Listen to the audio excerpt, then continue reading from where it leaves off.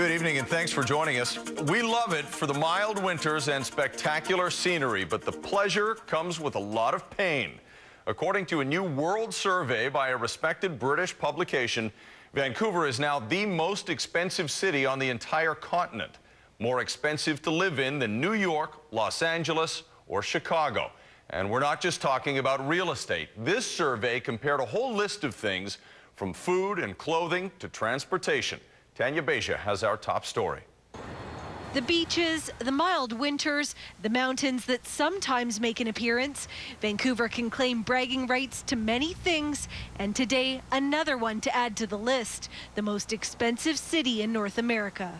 I'm not surprised at all. It's always been on my mind as the most expensive place to live. It's frightening because I grew up here, was born and raised here, and my kids will never be able to afford a home. It's unfortunate, but it's not something that has snuck up on me. The fact that I haven't been able to buy a house has been with me for quite some time.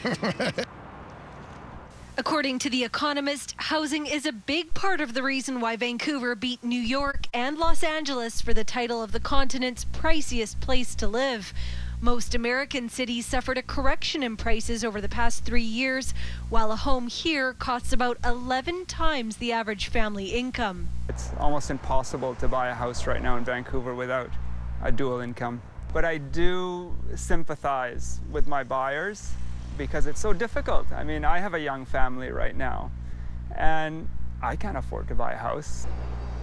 But it's not just housing. The study also measured transportation, food, rent, and education. Known for being one of the most livable cities with low crime and a green outlook, Vancouver may be a victim of its own success. I think I could solve the affordable housing problem if I could do two things. One, send the economy into the tank and raise the crime rate. But, you know, that's not on the agenda for anybody. And it does raise this real conundrum. How do you make an expensive city that people have invested in less expensive? The city has appointed a task force on affordable housing, and councillors know Vancouver's future is at stake.